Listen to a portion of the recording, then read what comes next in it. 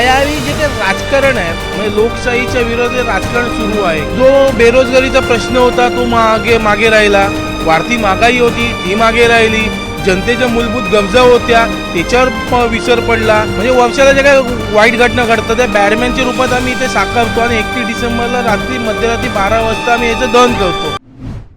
सध्या जे राज्यात जे राजकारण सुरू आहे त्यामध्ये दावे प्रतिदावे ह्याला जी आहे ती जनता कंटाळली आहे। असा एक जो प्रतिकृती आहे ती आज सध्या वर्ली येथे उभा आहे। आपण सध्या उपस्थित आहोत वर्ली येथील गोपचर बिल्डिंग सोसायटी येथे जे आहे ते सर्वसामान्य जनतेला पडलेला प्रश्न राजकारण आणि योग्य की अयोग्य अशा प्रकारचा सवाल जो उपस्थित करणारा सध्या राज्यातील राजकारण जे सुरू आहे त्यावरती सवाल उपस्थित करणारा असा हा प्रतिकृती बनवला आहे। राजकीय भस्मासूर असं या प्रतिकृतीला नाव देण्यात, त्यासोबतच खालती जे आहे ते राजकारणात उपाशी आम्ही सामान्य जनता उपाशी, या देशाची लोकशाही टिकावी लागेल, अर्थकारण राजकारण ह्या विविध विषयांवरती जे आहे ती प्रतिकृती स्वीकारण्यात आली आहे। ही जी सोसायटी या संदर्भात आपण त्या सोसायटीतील जी प्रतिकृती साकारली अभिजित पाटील आपण त्यांच्याशी आता आपण बातचीत करणार आहोत। नेमकं सर काय सांगाल की ही जी प्रतिकृती तुम्ही स्वीकारली आहे नेमकं ह्याच्यामागचं कारण आणि ही जी कल्पना तुम्हाला कशी सुचली? आज वरळी गोपचार जी बिल्डिंग आहे सोसायटी आहे, वर्षाला ज्या काही वाईट घटना घडतात त्याचं प्रतिबिंब आम्ही इथे साकारतो। हा बॅडमॅन आहे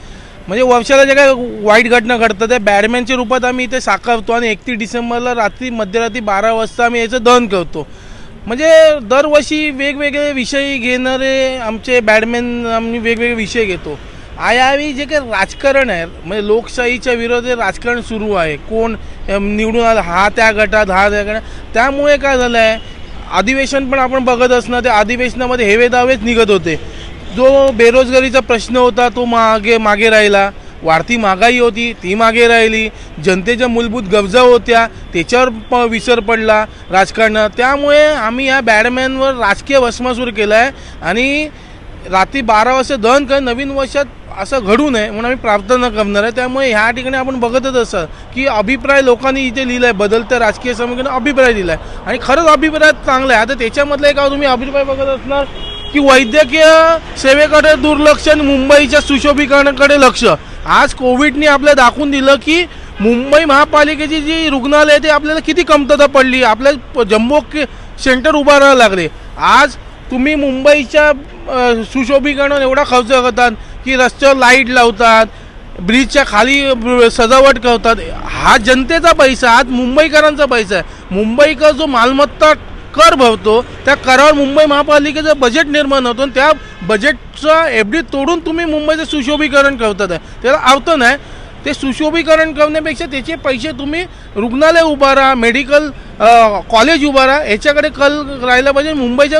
मुंबईकरांना मूलभूत गरजा पुरवल्या पाहिजे। त्यामुळे आम्ही हे या ठिकाणी राजकीय भस्मासूर बनवलं आहे। जसं की तुम्हाला लोकांनी सांगितलेल्या अभिप्रायाचा तुम्ही सांगितला त्याचप्रमाणे तुम्ही ह्या जी प्रतिक्रिया साकारल्या त्याला नाम दिला राजकीय भस्मासूर, त्याप्रमाणे तुम्ही सर्वसामान्य जनतेला पडलेला प्रश्न राजकारण योग्य की अयोग्य अशा प्रकारच्या टॅगलाईन दिल्या। टॅगलाईन मागचा अर्थ काय नेमकं काय सांगा? आज जे काय बदलतं राजकारण आहे या बदलत्या राजकारणामध्ये जनतेला एक प्रश्न पडतो, मी जो लोकप्रतिनिधी निवडून देतो आहे तो त्या पक्षातला तो दुसऱ्या पक्षात जातो, पण दुसऱ्या पक्षानंतर तो त्याचा कल राजकारण करण्यावर असतो की जनतेचा विकास कामावर नसतो। त्यामुळे येणाऱ्या जे लोकसभा असतील विधानसभा असतील ते जनता आज सूचना तुमच्या चॅनलचे माध्यम असेल वृत्तपत्र असेल याच्यावर नंतर लोक कळतं की काय चाललं आहे राजकारण, जनतेच्या प्रश्नाला कुठेच वाव मिळत नाही, हे स्वतःचा स्वार्थ करतात आणि अर्थकरण करतात। त्यामुळे ही जी काही टॅगलाईन दिली की बदलत्या समीकरण आपला अभिप्राय नोंदवतो, लोकांनी आपला अभिप्राय नोंदवला आहे। या ठिकाणी आपण बघत शेतकऱ्यांची ओली गारपीट आहे, सुकी गारपीट आहे, शेतकऱ्यांचं नुकसान झालं पण शेतकऱ्यांना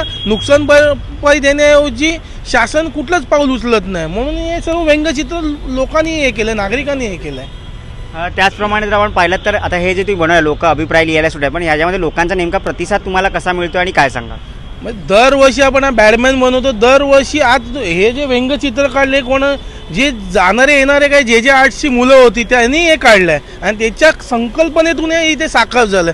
त्यामुळे जनतेच्या भावना कुठेतरी एक उद्रेक होतो, तसं आज त्यांनी व्यंगचित्राच्या रूपामध्ये त्यांनी आज त्यांच्या भावनाचा उद्रेक झाला। त्यामुळे आपल्याला हे सर्व दिसतच असेल।